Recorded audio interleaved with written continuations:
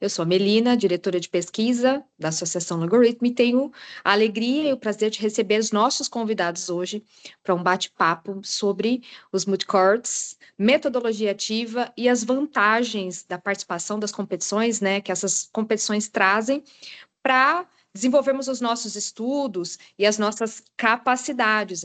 Tenho hoje aqui comigo, do primeiro painel, serão dois painéis. No primeiro painel eu tenho a Letícia, a Vitória e o Giovanni para debatermos aí mais especificamente sobre as metodologias ativas e as vantagens, né, da participação, como eu disse, da competição para o nosso desenvolvimento, né, quanto estudantes de direito, aprendizes daí do mundo jurídico. Bom, a Letícia, que está aqui comigo, ela é mestre em Direito pela Ludwig Maximilians Universität da Alemanha e mestre em História pela Fundação Getúlio Vargas, advogada e consultora em Direito Internacional, Direitos Humanos e Patrimônio Cultural, e é assessora jurídica na Comissão de Direito Internacional da ONU. O Giovanni é advogado, especialista em direitos humanos da Relatoria Especial para a Liberdade de Expressão da Comissão Interamericana de Direitos Humanos. Ele está cursando LLM em Direito Internacional Humanitário e dos Direitos Humanos pela American University de Washington College of Law. É bacharel em Direito pela Universidade Federal do Paraná. A Vitória também, que está aqui com a gente, ela é bacharel em Direito pela USP, advogada e pesquisadora especializada em Direito Internacional Público e Direitos Humanos. Bom, para introduzir um pouco o tema, antes de passar a palavra aos meus colegas aqui do painel, vale lembrar que recentemente, em um relatório, né, do Fórum Mundial de Economia, foram destacadas algumas habilidades dos nossos profissionais aí do futuro. Quais as habilidades esses profissionais teriam que desenvolver, dado o avanço da tecnologia, o avanço das novas tecnologias? Né? Como seria um profissional adequado? Como seria um profissional aí de qualidade, apto a ocupar postos elevados ou postos mais qualificados dentro da economia ou dentro do nosso mercado, né? E dentre as habilidades que esse relatório traz, algumas eu destaquei aqui, que são a resolução de problemas complexos, liderança e influência social e pensamento analítico. E dentro de uma estrutura pedagógica, dentro de uma estrutura de plano de ensino, de disciplinas que uma instituição de ensino prepara ou ela consegue elaborar, né, para levar para o seu aluno, quando a gente fala nessas capacidades, nessas skills que ainda estão muito ligadas ao nosso perfil mais psicológico, mais interativo, mais social, nós pensamos, ou quem planeja, ou quem formata um plano pedagógico, tem que pensar em possibilidades ou em ferramentas fora a uma grade tradicional, ainda quando a gente considera uma grade de direito, para levar os seus alunos, para levar esses estudantes a desenvolverem essas capacidades, né? Resolução de problemas complexos, liderança e influência social e pensamento analítico. Então, quando a gente pensa nessas capacidades ou nessas skills, a gente pensa e linka essas capacidades com os moot courts, né? Que tem essa influência tão positiva, ou tem tido essa influência tão positiva nos alunos ou em seus participantes. Então, hoje nós vamos ouvir esses painelistas a respeito das suas experiências, né, nos moot courts, e o que eles têm aí de trazer para nós de mais precioso, tendo em vista que aqui na Associação Logaritmo nós temos também uma competição voltada para a tecnologia, a nossa CodeTech, que está próxima a acontecer, e nós aqui nos bastidores estamos com os preparativos, estamos aí a todo vapor com os preparativos para que ela aconteça. Então, eu vou começar aqui com a Letícia. Letícia, boa tarde, seja muito bem-vinda. E eu quero perguntar para a Letícia como que ela avalia a experiência pessoal dela, né, de desenvolvimento dessas habilidades, né, e os benefícios que essas habilidades aí ela trouxe para a sua carreira e nos projetos posteriores de carreira. Boa tarde a todos, boa tarde, Melina, por essa apresentação. Eu queria primeiro começar só esclarecendo que eu estou num lugar um pouquinho barulhento, então peço desculpa aos ouvintes, espero que a minha fala seja clara, qualquer coisa me avisem. Conforme a Milena já introduziu, eu sou advogada formada em Direito na USP, mestre em Direito na LMU, na Ludwig Maximilian Universität, e em História pela FGV. Eu sou assessora do professor Jorge Galindo, que é um membro brasileiro que ocupa assento na Comissão de Direito Internacional. Fui por 2 anos law clerk, né, assessora jurídica na Corte Interamericana de Direitos Humanos, e também, recentemente, trabalhei na diretoria-geral da sede de Genebra da ONU. E por que eu resolvi destacar essas 3 funções que eu já tive, ou tenho? Porque as habilidades desenvolvidas no âmbito das Moot-Court Competitions caminham e caminharam sempre ao meu lado em todos esses momentos. Certo. Primeiro lugar, por exemplo, na Corte Interamericana de Direitos Humanos, o meu trabalho envolvia muito a questão da pesquisa, e uma pesquisa extremamente aprofundada, na maioria dos momentos, uma pesquisa independente, que você não sabe exatamente qual vai ser o resultado que você vai chegar, o que coloca, por exemplo, a habilidade de pesquisa que você desenvolve num MUT em oposição ao que você desenvolve, por exemplo, num trabalho, ou até mesmo numa avaliação de faculdade, porque no caso de uma avaliação, o seu professor, a sua professora sabe o resultado que você vai chegar. E o seu objetivo não é descobrir algo novo ou trazer uma teoria nova para resolver um problema, mas geralmente é saber a informação que te está sendo perguntada ou chegar nas conclusões esperadas. Enquanto isso, nas competições de julgamento simulado, assim como em muitas vertentes profissionais, como, por exemplo, no meu trabalho na Corte Interamericana, a gente fazia uma pesquisa para algo que estava em aberto. Nosso trabalho era justamente encontrar uma resposta para algo que não foi resolvido ainda. E isso, sim, se assemelha muito ao trabalho que a gente faz no âmbito das competições de julgamento simulado. Inclusive, quando eu entrar na minha fala específica, eu vou trazer um pouco mais sobre essas habilidades de pesquisa. O meu trabalho recente na ONU, em Genebra, envolvia também muito a questão da oratória, pois eu fui uma das organizadoras de um dos eventos mais tradicionais que a ONU tem, que é o Seminário de Direito Internacional.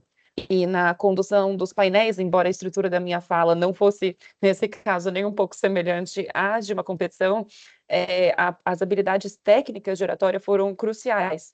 Inclusive, muitos dos participantes me perguntaram se eu havia me preparado muito para os painéis, mas muito do que eu falava era espontâneo. Mas por quê?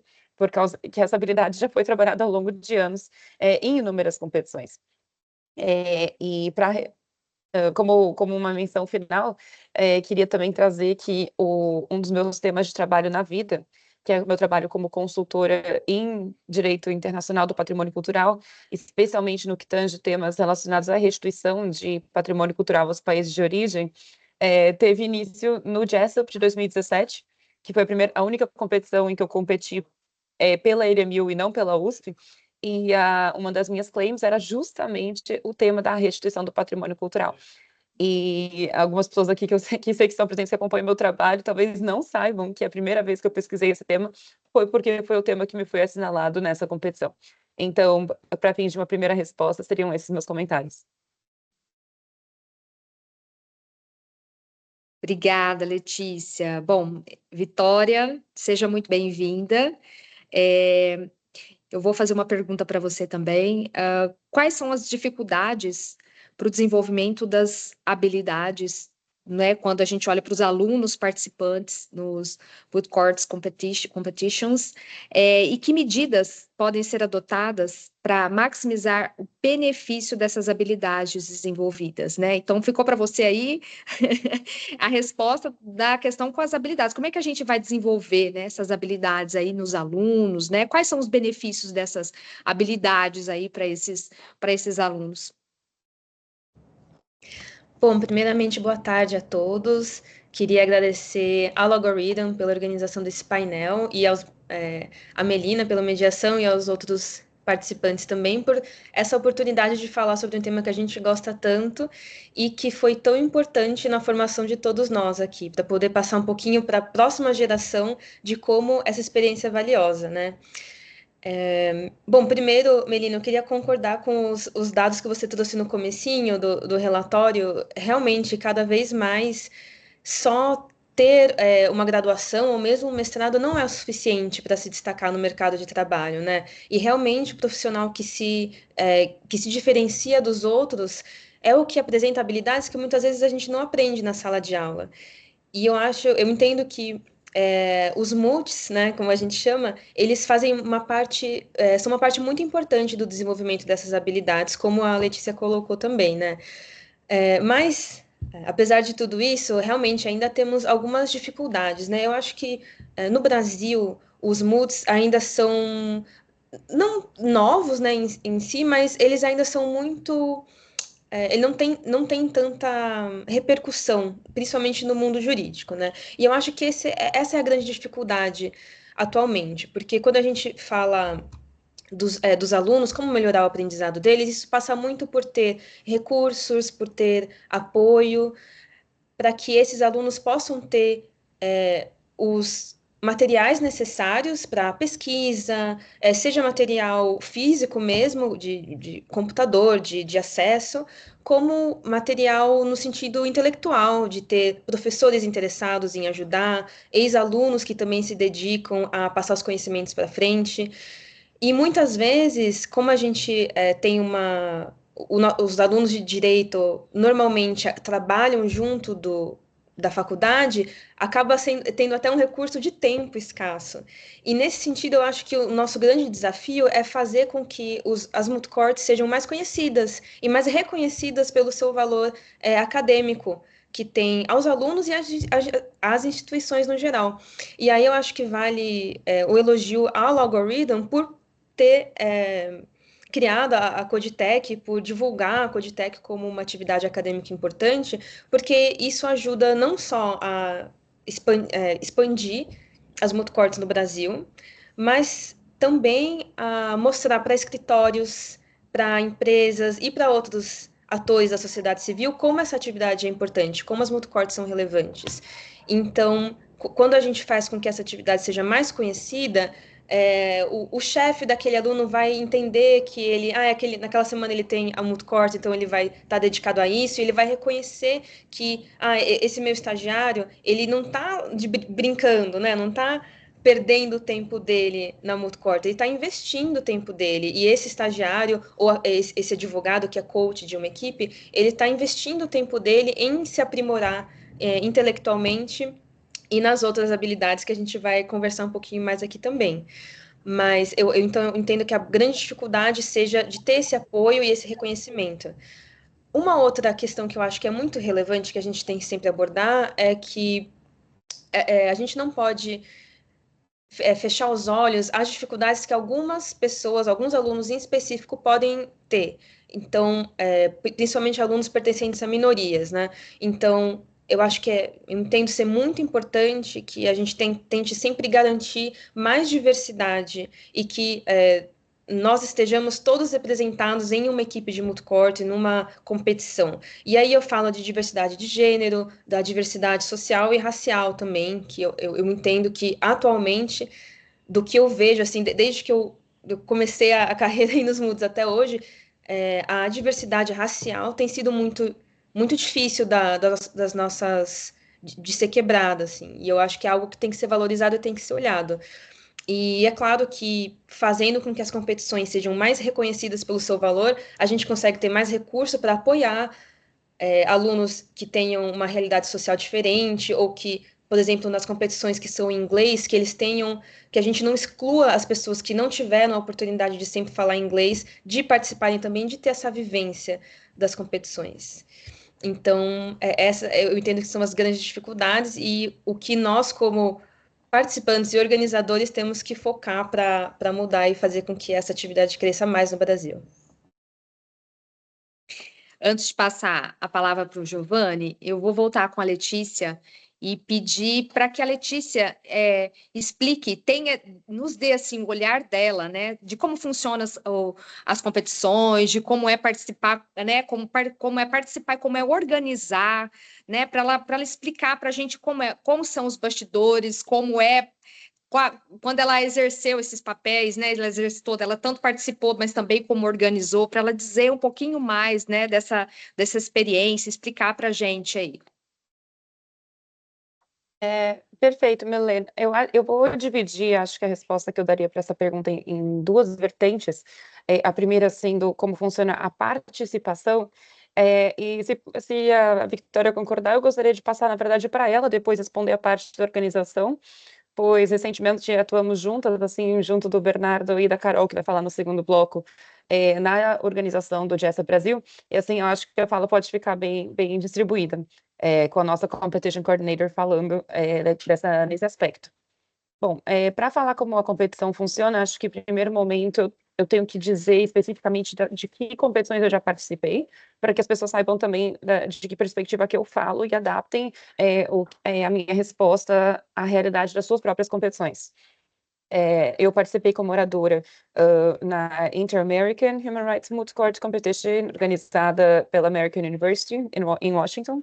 Eu participei como oradora na Price Media Law Moot Court Competition, da qual acho que eu tenho certeza que muitas pessoas que falaram hoje com vocês também participaram, que é primeiramente em Nova York, na Cardozo Law School, e depois em Oxford. Participei da Nelson Mandela World Human Rights Moot Court Competition. Uma trivia sobre essa participação é que foi a primeira vez que teve equipes brasileiras na competição. Logicamente, foi a primeira vez que a USP participou. E também foi o ano em que o Brasil ganhou, representado pela equipe da USP. Então, foi uma participação bastante especial. Também participei da Lucerne Academy Human Rights Moot Court Competition. E também outras competições no âmbito nacional. Também tem como coach, eu participei de todas essas competições, além de uma competição da OAB, e como juíza de todas as competições mencionadas, mais a competição do ICC, da International Criminal Court Multi-Court Competition, fui da administração do Jessa Brasil, e também dirigi por muitos anos o Núcleo de Estudos Internacionais da USP, a Clínica de Direitos Humanos, e no âmbito dos projetos que trabalham os MUTs. Bom, dito isso, vamos falar sobre como eles funcionam. Como o Jessa foi a primeira competição de julgamento simulado e a maioria das competições, em um grau ou outro, emulam a sua maneira de funcionar, a minha explicação vai se centrar nele, mas isso não implica em nenhum ranking de competições, é apenas uma questão de ele concentrar características em comum com o maior número de competições distintas, certo? Então, a maioria das competições é organizada em volta de um caso hipotético, cuja temática sempre se centra em temas atuais e relevantes, seja do direito internacional, dos direitos humanos, do direito e tecnologia, a depender do escopo da competição. E é sobre esse caso hipotético que os estudantes devem produzir peças de argumentação escrita, os famosos memoriais, e elaborar as suas argumentações escritas. Desculpa, as suas argumentações orais, que serão depois apresentadas para a bancada de juízes na competição ao vivo. A sustentação oral é feita perante uma banca examinadora que representa o colegiado de juízes ou árbitros de algum tribunal, né, ou de algum outro tipo de, por exemplo, um tribunal arbitral também poderia ser o caso, e, em geral, duas universidades se alocam ou como applicant ou como respondent, né, uma parte ativa e uma parte passiva na disputa, trazendo, numa distribuição por dois oradores, o que seria a acusação, o que seria a defesa, de cada orador mais ou menos com 20 minutos, seguidos de uma réplica e uma tréplica. A Nelson Mandela, por exemplo, não tem a tréplica, né, dando um exemplo de como que ocorrem essas variações específicas. E após essa exposição, essa banca examinadora vai analisar tanto o conteúdo como a forma da apresentação das equipes, e vão apresentar também um feedback, né, o que sustenta essa questão tão importante do aprendizado que tematiza o evento de hoje, né, a gente aprende não apenas na preparação para isso, mas depois e durante. Eu costumava falar para as minhas equipes que tudo que a gente construiu em termos de argumentação, tudo que a nossa argumentação variou do começo do preparo, meses antes da competição, até o momento da competição, vai ser pelo menos equivalente ao quanto que ela vai mudar durante os 3, 4 dias da competição. Né? E assim que se progride, então é um aprendizado extremamente concentrado. E a partir dos critérios pré-definidos de cada competição, novamente, geralmente distribuídos entre a materialidade dos argumentos e a forma da sua apresentação, as bancas de avaliação definirão o avanço das equipes ao longo da competição. Geralmente, numa fase inicial de grupos, quem acompanha esportes como futebol vai saber muito bem como é que isso funciona, e depois, nas rodadas avançadas, a gente tem um perfil eliminatório. E, ao final de tudo, as equipes são avaliadas tanto na sua colocação geral, como uma premiação por oradores, e também em relação aos memoriais.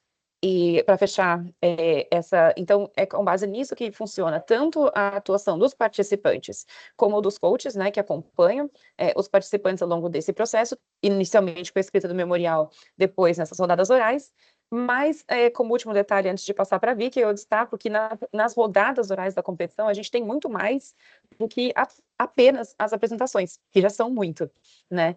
Por exemplo, na Inter-American Moot Court Competition e no Jessup, são oferecidas pelo menos uma palestra com a pessoa ou as pessoas que redigiram o caso, o que também tem um potencial de aprendizado muito grande para entender o porquê que esses temas são relevantes agora, né? Por que foi escolhido, por exemplo, no caso do Jessup, que mais de 900 equipes espalhadas pelo mundo inteiro tivessem seus alunos estudando 4 temas, né? Também existem visitas guiadas, no caso da Inter-American Moot Court Competition, na Comissão Interamericana de Direitos Humanos, a sede da OEA. No caso da Nelson Mandela, tem visitas guiadas na sede de Genebra, das Nações Unidas. E, por exemplo, na competição da Price, a gente também tem palestras com especialistas nos temas que tangenciam o caso. E isso acaba também sendo não apenas uma oportunidade de aprendizado, mas também de networking, que pode levar a novas oportunidades. Vou passar agora para a Vicky. Bom, eu acho que a estrutura das competições é basicamente essa mesmo.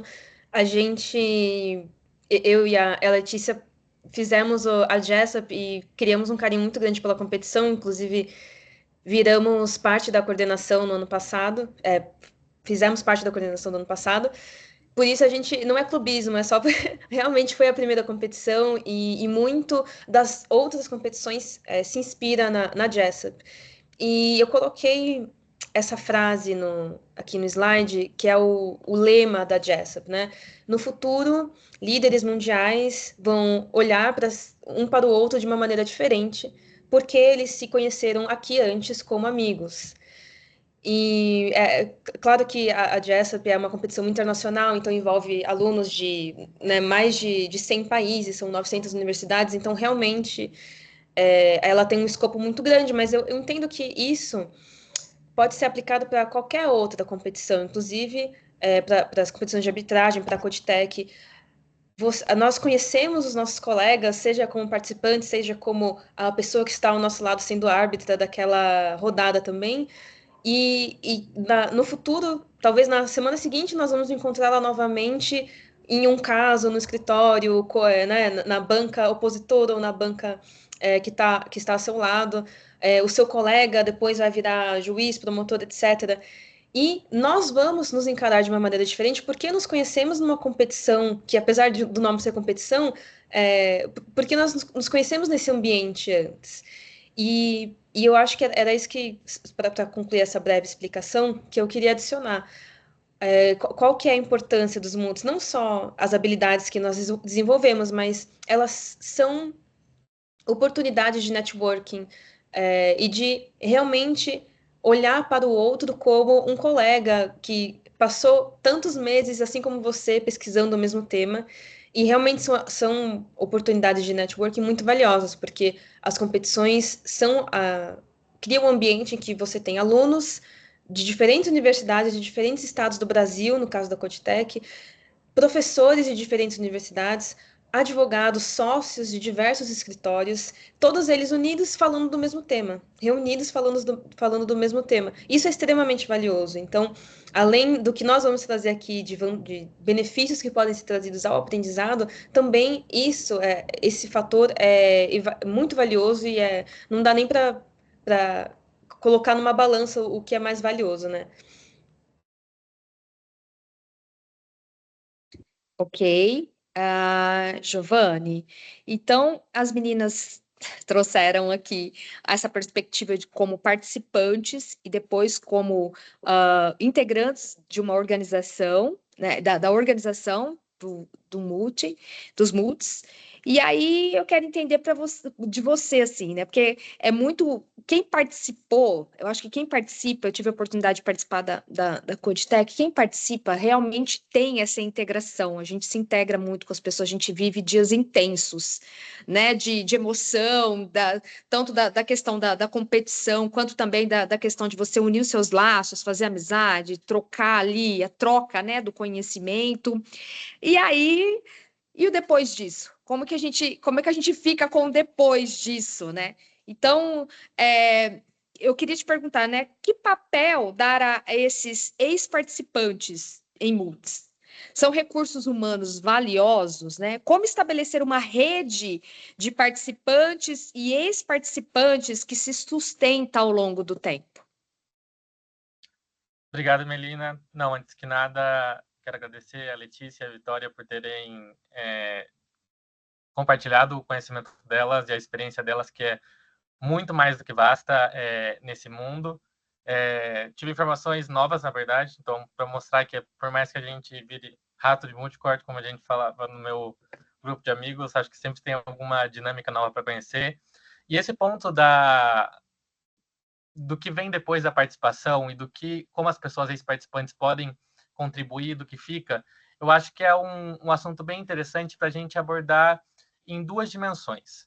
A primeira delas tem uma dimensão muito clara do desenvolvimento pessoal, profissional, acadêmico, que eu acho que tanto a Letícia e a Vitória bem expuseram. Então, o que fica como ex-participante é uma bagagem incrível, que provavelmente te abre portas que podem não parecer que estão sendo abertas naquele momento da competição ou no momento da preparação da competição, talvez, inclusive.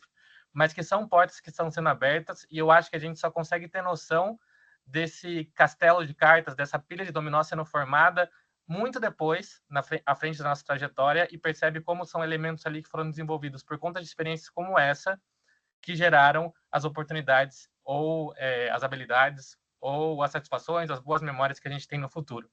Mas eu acho que tem uma outra dimensão muito importante com quem é esse participante, que eu acho que é uma dinâmica de pensar nos desafios institucionais que envolvem organizar e como ter uma sustentabilidade de competições. E eu acho que tem ali uma espécie de compromisso, tanto de uma reflexão pessoal, que pode ser compartilhada em geral nessas competições. Sempre tem um espaço de feedback depois das competições para saber como foi o exercício, para as universidades que estão organizando, para a gente, quando resolve encampar uma tarefa aí um pouco mais perto de uma organização, de uma competição, ou resgatando alguma competição. E para abordar um pouco isso, eu queria abordar em 3 aspectos aqui do que eu me refiro quando falo de instituições. Instituições aqui, sem qualquer termo, sem qualquer pretensão sociológica ou técnica, eu vou falar daquilo que não tem muito um caráter pessoal e individual. E eu quero me referir especificamente a 3 espaços.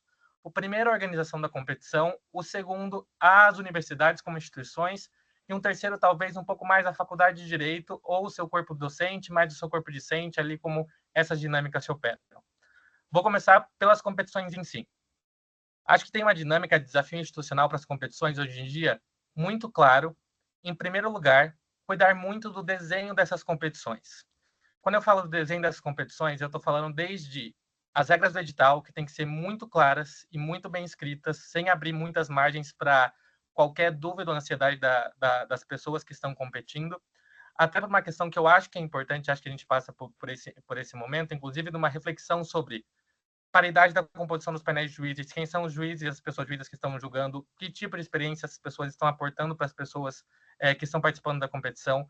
em que dimensões as pessoas podem aportar, como isso pode ser mais justo, menos justo, como conseguir capacitar todas as pessoas, para que essas pessoas consigam julgar de maneira equitativa todas as equipes, como tentar não ter nenhum desvio de enviesamento, porque a gente sabe que vem de vários sistemas, quando é uma competição internacional, de vários sistemas nacionais diferentes, tanto de avaliação do que se considera um bom argumento, até de um sistema legal diferente. Então, acho que esses são desafios muito específicos. E também acho que encontra um ponto bem importante de um desafio cada vez mais crescente, que é como fazer com que esses espaços se tornem cada vez mais acessíveis.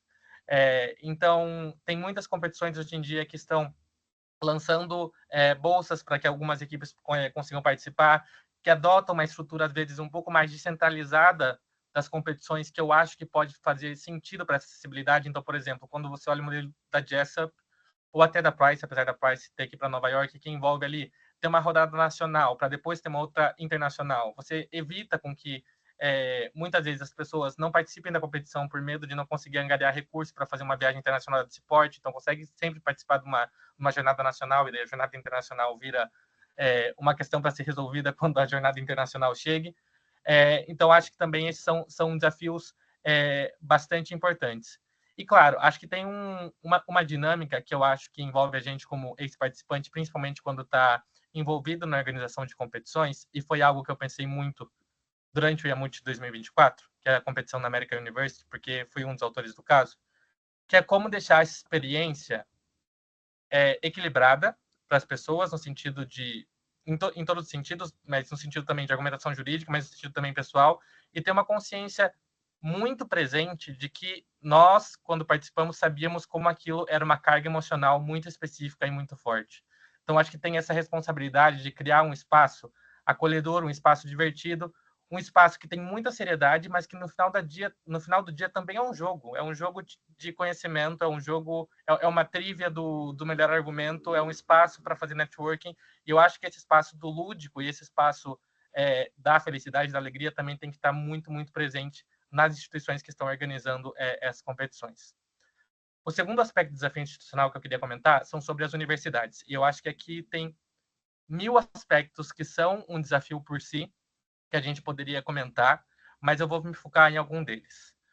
O primeiro é sobre a natureza das competições multicortes frente a essa tríade tradicional que tem nas universidades brasileiras de pesquisa, extensão e ensino.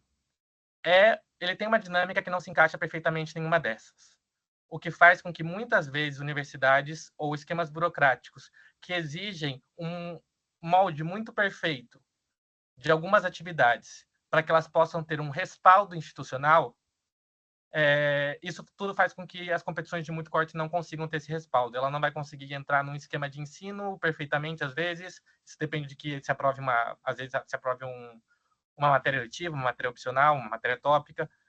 Não vai conseguir, às vezes, entrar num modelo de pesquisa, porque não é um grupo criado com o objetivo de publicar um artigo científico que vai ter um registro lá no CNPq. Não vai ser necessariamente extensão, porque apesar de produzir impacto para fora, muitas vezes isso não se converte nos modelos clássicos do que se considera esse impacto. Então, eu acho que tem um desafio muito claro que tem que ser endereçado, que é a questão de como a gente conseguir reconstruir um modelo burocrático de universidade que seja mais acolhedor aos modelos de multicortes. É interessante notar, por exemplo, eu acho que tem até a Juliana no próximo painel, que tem uma experiência mais relevante em Oxford. Eu sei que Oxford adota esse modelo, mas eu também sei que algumas universidades dos Estados Unidos adotam esse modelo, que Singapura adota esse modelo, e a Singapura ganha tudo ultimamente, que é que as pessoas que participam de multicortes, elas têm um esquema de alocação de créditos, às vezes por matérias, em que estão inscritas em uma determinada matéria, e isso conta de uma maneira específica para o currículo e até alivia a carga horária das pessoas, para que as pessoas possam se dedicar de maneira mais aprofundada na participação de multicortes, o que eu acho que é um reconhecimento por si do valor que essa experiência tem. Acho que tem um outro aspecto relacionado com as universidades, que é o aspecto do reconhecimento em si. Aqui eu não estou falando mais dessas traves burocráticas, mas eu acho que tem um aspecto que às vezes se perde muito nas universidades brasileiras, que não é jogar purpurina o suficiente nesse tipo de atividade, e inclusive sobre as equipes que estão representando essas universidades. Eu acho que essa noção do reconhecimento, e não só um reconhecimento de quando uma equipe da sua universidade vai para uma competição e ganha um prêmio, mas um reconhecimento de falar por si, olha, essas pessoas aqui passaram por anos estudando esses temas, elas conseguiram produzir isso, chegaram lá, obtiveram esses resultados. Eu acho que isso já é uma dinâmica muito interessante e que deveria ser incentivada pelas universidades e gerado algum tipo de reconhecimento. Até porque é uma atividade legal por si, é uma atividade que eu acho que tem 1000 vantagens, independentemente dos resultados. E a gente vê isso acontecendo com tantos setores, né? A gente sabe que a universidade por si se destina à pesquisa, a gente vê a universidade dando esses reconhecimentos, às vezes quando são apresentadas algumas questões mais específicas de relação à pesquisa e tudo mais, eles fazem um post, as universidades têm 1000 formas de fazer com isso, mas especialmente pensando de um aspecto legal da coisa, a gente sabe que o ensino jurídico tem, para além dessa conotação de pesquisa, no final a gente está aqui aprendendo uma praxis, uma atividade. E eu acho que reconhecer quem está muito dedicado a desenvolver bem essa praxis e a ser boas pessoas advogadas é algo muito importante. E por último, eu acho que tem uma questão de recursos, que aí é uma questão bastante complicada, mas que eu acho que pode ter algumas soluções, desde aspectos de universidades privadas, que às vezes conseguem uma alocação de recursos de maneira mais fluida, alinhado com esse reconhecimento, conseguir destinar parte de recursos para apoiar seus estudantes. Universidades públicas, talvez, quando não talvez se conseguisse encaixar essas atividades em multicortes, em modelos um pouco mais específicos do que deveriam ser feitos para ser reconhecidos como atividades legítimas na universidade, talvez tivesse acesso mais fácil a alguns tipos de orçamento. Mas o fato de, por exemplo, essas estruturas existirem de forma a não boicotar que os alunos façam rifa, porque já escutei, por exemplo, de movimentos que teve em faculdades e universidades para que proibisse fazer determinado tipo de rifa para angariar recursos, acho que já apoia um monte. Mas, nesse aspecto de recursos, e aqui envolve universidades com organização, acho que a gente tem que ser muito consciente, olhar para o Brasil e reconhecer que dólar é caro, o euro é caríssimo, e que muitas vezes o aspecto de democratizar e de criar coisas mais sustentáveis envolve nacionalizar um pouco mais essas experiências. Então, criar experiências mais nacionais, como, por exemplo, a Coditec, criar experiências que as pessoas não necessitem viajar meio mundo para ter esse tipo de oportunidade, acho que faz parte também dessa dinâmica. E, por fim, um aspecto mais de faculdade, corpo de docentes e discentes. Eu acho que aqui é onde está o ouro da coisa. Para mim, o principal desafio, quando a gente olha para uma faculdade de Direito e pensa em como estimular e deixar sustentável modelos de multicortes, é como construir uma memória institucional sólida em volta dessas competições. Aqui, com memória institucional sólida em volta dessas competições, eu quero dizer com você contar com uma espécie de grupo, de núcleo, de gente que esteja um pouco especializada nessas competições, que saiba manejar essas competições, que saiba como se inscrever para essas competições, que saiba levantar o edital dessas competições e como selecionar as pessoas que vão participar. Mas também pessoas que, por terem participado de outras competições, sabem ser melhores coaches, sabe técnicas de pesquisa, sabe como abordar determinado argumento, sabe deixar, no final do dia, esse espaço da faculdade como um espaço em que as pessoas que tenham interesse em participar de uma competição se sintam confortáveis e eu acho que com confiança de participar dessa competição no final. Porque eu já ouvi relatos também de pessoas que falam: queria participar do multicorte, na minha faculdade não tem nada, não tenho coragem suficiente para me meter numa atividade dessa sozinha, porque, claro, qualquer pessoa que coloca multicorte no vídeo do YouTube é um pouco assustadora a experiência. Especialmente com o vídeo tem um vídeo famosíssimo que tem uma pessoa que desmaia no meio de uma rodada oral. É um horror. Então, acho que tem esse trabalho assim, de desconstruir essa noção também de que não, estamos aqui, tem um apoio e essa experiência vai ser legal, por favor, embarquemos nessa. E para mim, um aspecto muito, muito importante dessa noção toda é ter apoio de professoras e professores. Eu acho que são pessoas chaves para todo esse trabalho que eu comentei aqui, que vai envolver desde desafios da faculdade, desafios da universidade, desafios de organização da competição, porque são, querendo ou não, nesse esquema de educação que a gente vive, vozes de alguma legitimidade que dão para esses processos. E quando você tem professoras e professores dedicados a essa tarefa, que não necessariamente são as pessoas que têm que desenvolver o argumento, que participar junto com você, não precisa ser um coach inscrito, mas uma pessoa que fala: olha, existe esse grupo, vamos tocar, vamos manter esse grupo vivo, vamos estimular com que tudo isso aconteça, confio em vocês, simbora. Eu acho que esse é um papel também extremamente essencial. Claro que a gente pode também debater sobre o papel dos professores ali, criando, às vezes, competições internas, criando matérias que estimulem metodologias ativas, mas pensando um pouco em como estimular a participação de pessoas de uma faculdade para multicortes que são externos dessa faculdade, eu acho que esse papel do professor e da professora de apoiar e fazer com que o corpo docente e discente estejam alertas de que isso existe, que isso é uma tarefa legal, já é por si só um grande ganho. Nossa, achei muito interessante a sua fala, principalmente porque você levantou aí as dificuldades que a gente tem de viabilizar muitas vezes essas competições institucionalmente, né? A questão da acessibilidade, né? Assim, quais as faculdades ou quais os tipos de alunos, docentes a gente tem discentes, a gente tem possibilitado esse acesso. Você falou desse esquema de ensino, porque quando a gente pensa em ensino de direito, a gente pensa em um esquema engessado de ensino, né? A professora entra na sala, fala muitas vezes, e aí é aquela coisa de aula expositiva, e aí você falou também da questão da própria instituição reconhecer a importância desse modelo, né, de participação dos alunos. Você falou também da questão dos recursos, enfim, você trouxe uma gama de argumentos, de perspectivas aí que a gente encontra com relação aos MOOCs.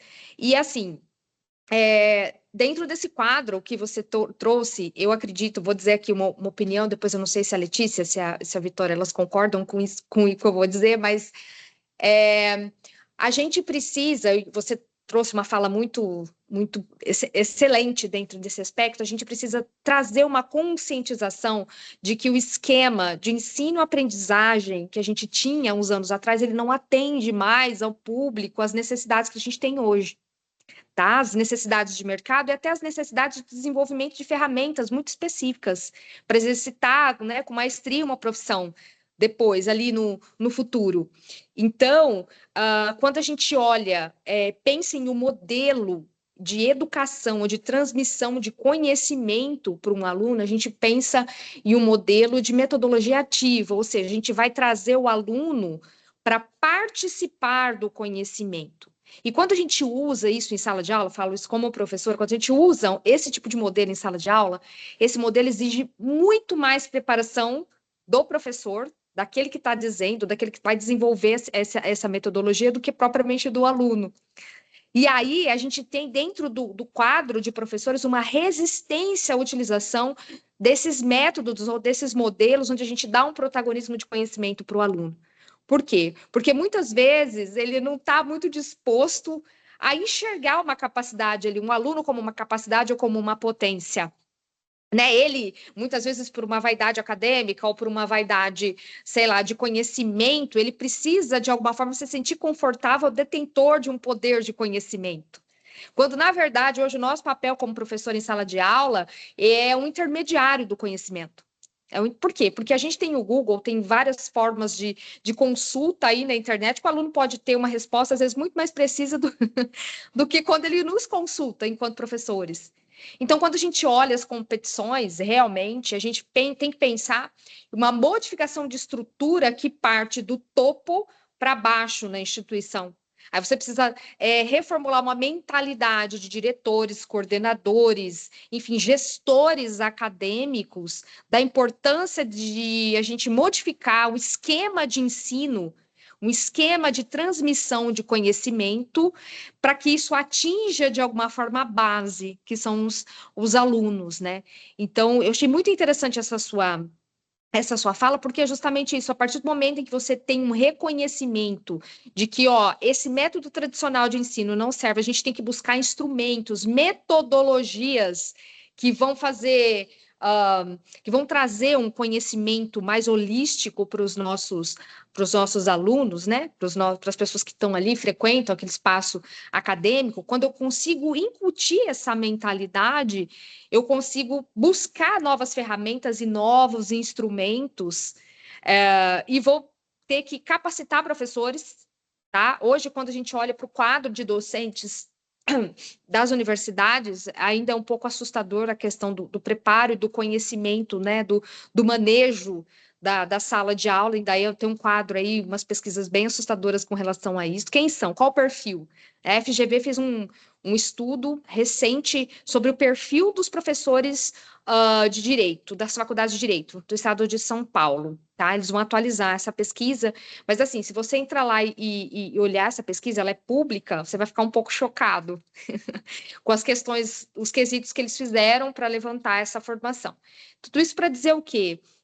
Que a instituição de ensino precisa olhar, sim, precisa analisar modelos diferenciados para capacitar os seus alunos e também, antes dos alunos, para capacitar os professores, né? E quando a gente olha os MOOCs, eles são essas grandes oportunidades, porque, como você disse, ele não vai envolver só os alunos, ele vai envolver os professores, ele vai envolver a instituição, ele vai envolver, muitas vezes, uma comunidade, porque quando a gente tem um aluno na competição, tem o pai que participa, a mãe que participa, o vizinho que participa, é todo mundo da família envolvido, né? Porque os alunos ficam muito absortos com a solução do caso, eles ficam treinando, né? Buscando aí qual a melhor argumentação. Então, você tem uma comunidade, você tem uma dispersão, né? Uma difusão dentro desse esquema dos MOOCs. E isso eu acho interessante, porque o conhecimento, a gente precisa pensar no conhecimento não como uma coisa muito preciosa e valiosa que a gente guarda para si. O conhecimento, ele existe para ser difundido. Ele existe para a gente realmente espalhar e contaminar outras pessoas, né, com o que for positivo.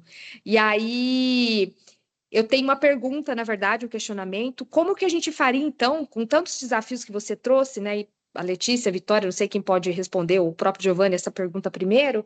Como que a gente faria para popularizar, ou popularizar no sentido de trazer mesmo uma forma, uma densidade para os MOOCs nesse ambiente de instituição de ensino ou das faculdades? O que vocês pensam a respeito disso? Bom, eu queria concordar com a fala inteira do Giovanni. Eu acho que a parte dessa resposta passa por o que eu entendo que seja enxergar os MOOCs como um projeto didático.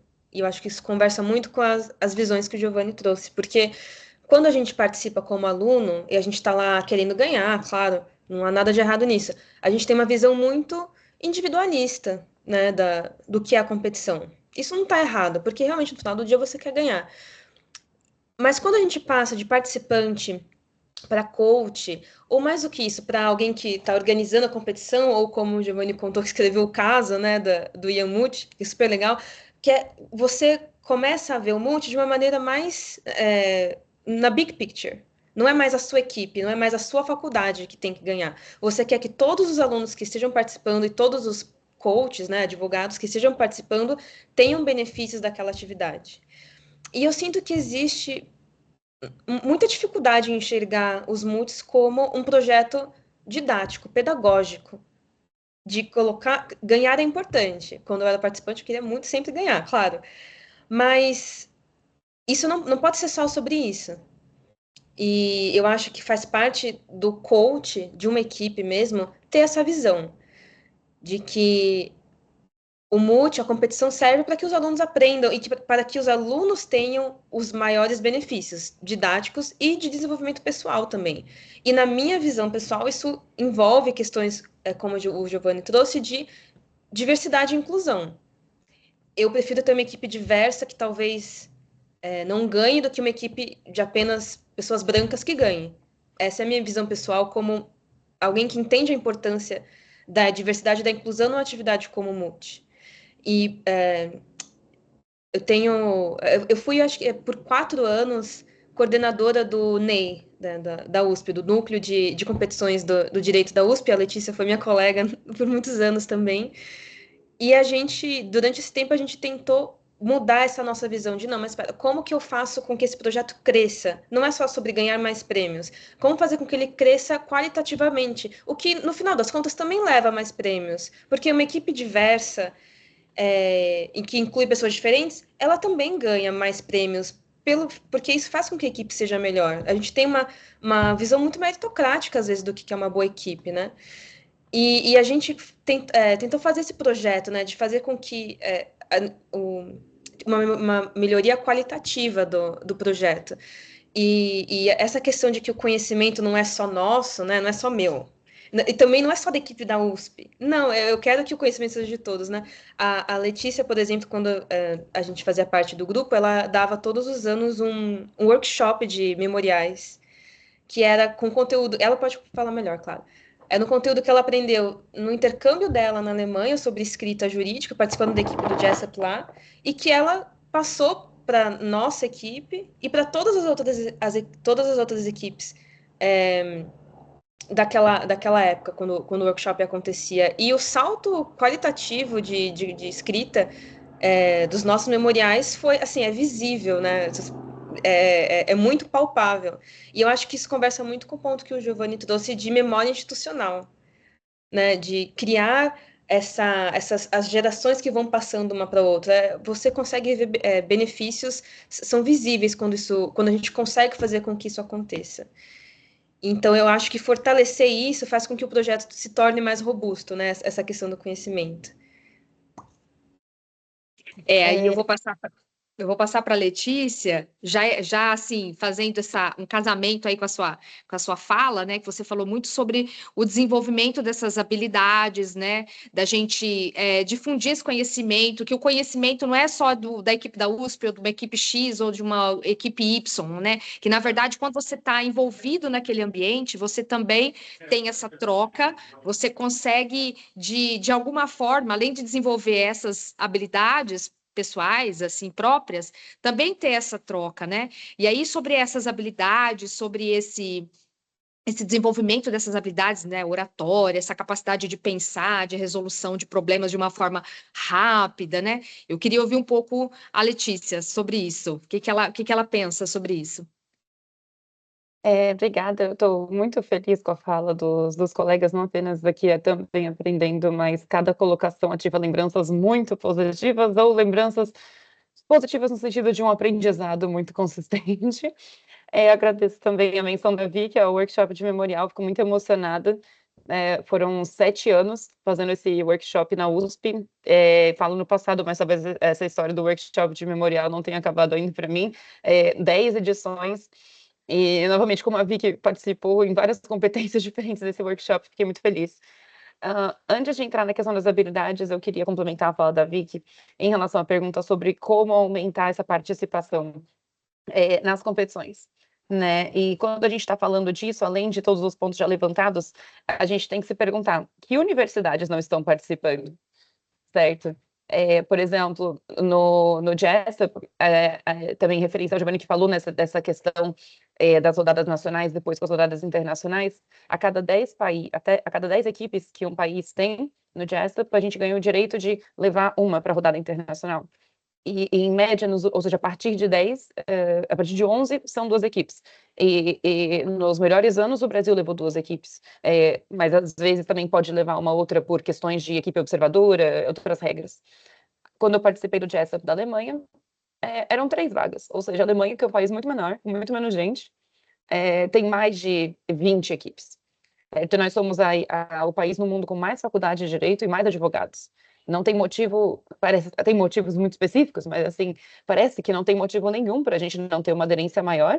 Novamente, focando no exemplo do Jessup, por ser a maior competição do mundo, mas isso se opera igualmente em relação às outras competições. Quando a gente estava gestando a organização do Jessup desse ano, um dos nossos maiores focos foi aumentar a aderência de universidades ao Jessup, em especial de universidades que ficam na região norte, que nunca teve uma equipe no Jessup, ao máximo que o nosso conhecimento institucional de quase 15, 20 anos chega, e também, por exemplo, no Nordeste, que nós temos uma representação muito sólida de faculdades da Bahia, mas a maioria dos estados nordestinos também nunca teve uma equipe no Jessup.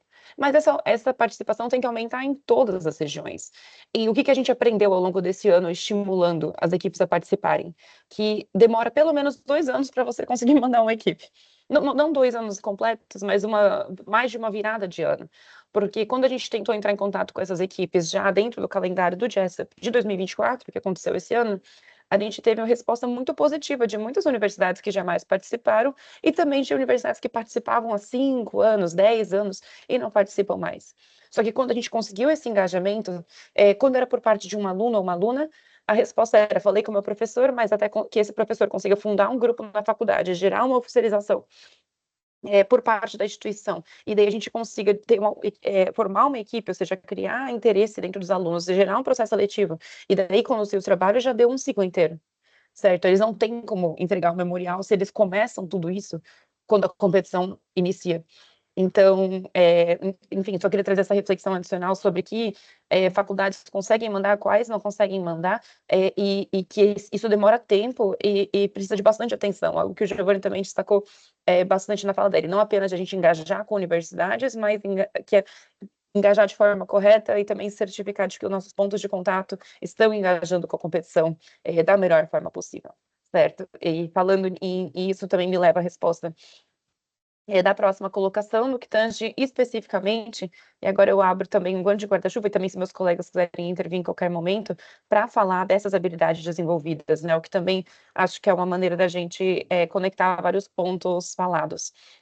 A minha fala sobre as habilidades, ela se baseia numa pesquisa que eu realizei enquanto com a minha colega Carolina Bonini, colega e amiga, no âmbito do Núcleo de Estudos Internacionais da USP, em que no ano de 2017 eu consegui ter 36 ex-participantes de competições de julgamento simulado, uma aderência de 100% em relação a todas as pessoas da USP que participaram ou da Price, ou da Nelson Mandela, ou da Inter-American Multi-Court Competition.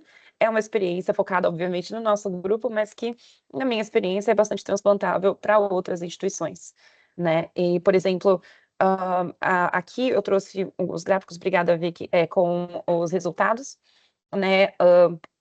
Agora, aqui são as avaliações dessas 36 pessoas, em média, na sua autoavaliação dessas habilidades antes do início da competição e depois do início dos preparativos, né? Não só da competição em si. E por que a gente estruturou a pesquisa dessa forma? Porque, evidentemente, se a gente avaliar só o resultado final, tem pessoas que já participaram de 5 competições, tem pessoas que estão no primeiro ano, tem pessoas que já desenvolveram essas habilidades em outros momentos da vida. Por exemplo, um clássico são os Model United Nations, né, que acabam sendo uma grande porta de entrada para as competições de julgamento simulado, como a gente fala.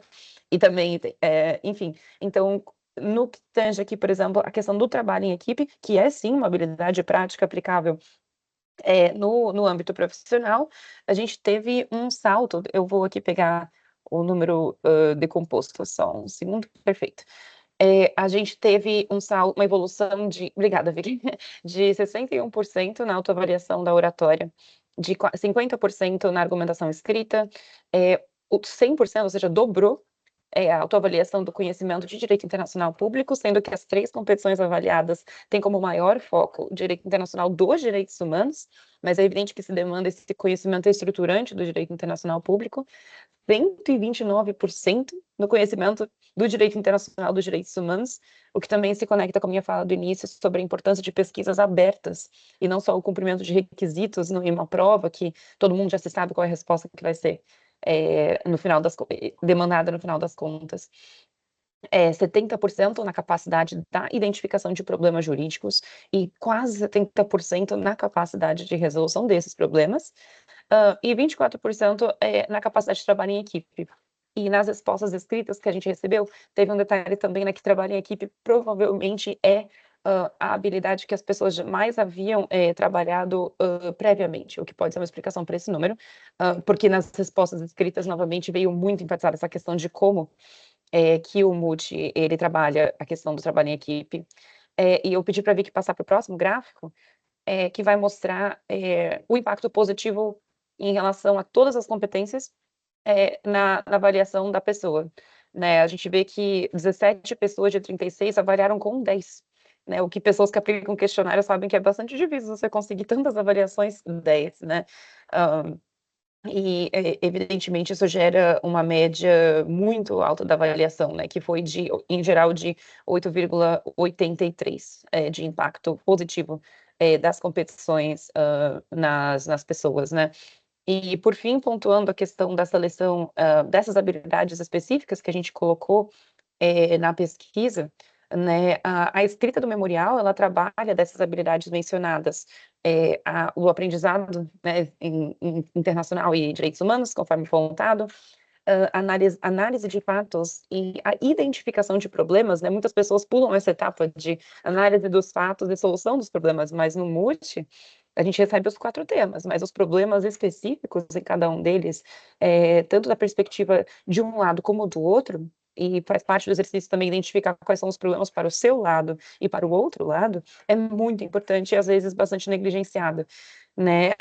Também conhecer, adquirir habilidades no que tange métodos e fundamentos e fontes de pesquisa jurídica, o trabalho em equipe, conforme mencionado, habilidades concretas de escrita, e também lembro que a maioria das competições que tem um público internacional, elas são na língua inglesa, né? Então acaba tendo, o que também pode ser criticado. Aqui a gente pode fazer uma menção à Inter-American Multicourse Competition, que é das maiores do mundo, é a única que agora a Nelson Mandela começou, mas que consistentemente sempre trabalhou com a tradução, né, para viabilizar uma maior diversidade das equipes, o que é um ponto também sobre a maior abrangência que a gente trouxe. Mas de todo modo, a habilidade linguística, até mesmo na própria língua, ela vai ser aumentada, né? E, por fim, no que tange as habilidades que a gente desenvolve nas rodadas orais, eu destaco que, além do que temos em termos de uma apresentação planejada, que seria o discurso principal, a qualquer momento os juízes podem fazer perguntas e interromper completamente o fluxo de pensamento ou planejamento da pessoa que está fazendo aquela apresentação.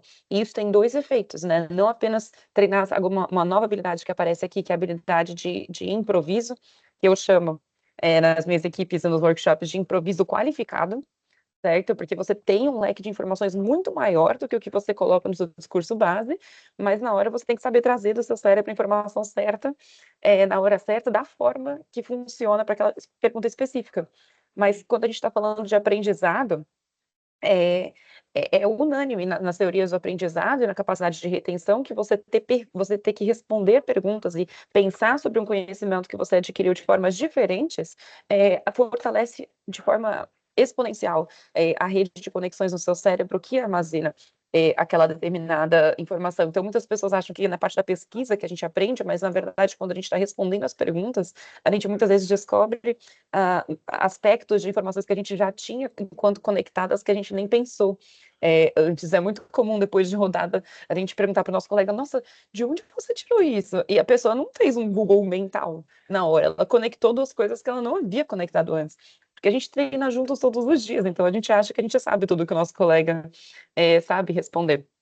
Né? E encaminhando para o fim dessa pequena exposição sobre a questão das habilidades, a gente exercita concretamente a retórica e oratória, né? Esses argumentos apresentados de forma clara, precisa, estruturada, espontânea, eloquente, embora na maioria das competições o peso das habilidades orais é um pouco menor do que do conteúdo da fala, se o seu interlocutor, seus juízes não conseguem entender o que você está apresentando, a nota em relação ao conteúdo também fica prejudicada, então isso tem um peso bem grande, o que também pode ser criticado a depender da maneira com que os juízes implementam esses critérios, né? E também conectado à oratória, a manutenção da calma, o cultivo da autoconfiança, a habilidade de lidar com situações de alta pressão acabam sendo extremamente desenvolvidas, e aqui a gente retoma o assunto do treinamento dos coaches, né, que também é algo que perpassou todas as apresentações, porque a gente tem aqui alunos de idades distintas, a maioria bastante novos, que estão sendo colocadas numa situação de alta pressão ao nível de que muitos profissionais com décadas de experiência em profissões jurídicas não terão, né? E como que essas pessoas que estão guiando os nossos alunos estão lidando com essa questão da pressão? Seriam eles um abrigo seguro para lidar com essa pressão? Ou uma fonte de pressão, a qual a pressão da hora da rodada se acumula e acaba gerando situações que não tem como finalização uma experiência tão positiva em relação a esse orador, essa oradora, e o retorno desse orador e dessa oradora para a competição. Então, finalizando tudo, a gente tem que investir nesse treinamento não apenas das habilidades práticas, que acabaram sendo o foco da minha apresentação, mas também de habilidades sociais e de lidar com a sua equipe, né? Não ganhar a todo custo, até porque geralmente métodos que têm como premissa ganhar a todo custo não resultam em resultados muito bons, pelo menos na nossa experiência, mas também que façam com que os alunos queiram voltar, e se não puderem voltar, disseminem essa ferramenta dos múltiplos como importante para o ensino jurídico e de habilidades práticas. Agradeço pela atenção de vocês nesse ponto e fico à disposição nas redes sociais e tudo mais para que a gente converse mais sobre isso. Gente, o painel foi maravilhoso. Pelo horário, a gente vai ter que encerrar. Eu quero agradecer vocês, né, por trazer aí nessa tarde tanto conhecimento, tanta troca. Foi uma tarde de troca, né, um momento de troca nosso. Foi uma experiência única e muito preciosa para quem está acompanhando e para a gente aqui também, né? Então, eu quero agradecer a Giovanni, a Vitória e a Letícia, e espero vê-los em breve, né? De uma forma presencial. Quem sabe? A Letícia está longe, que eu sei. Mas quem sabe, né? Então, muito obrigada, gente.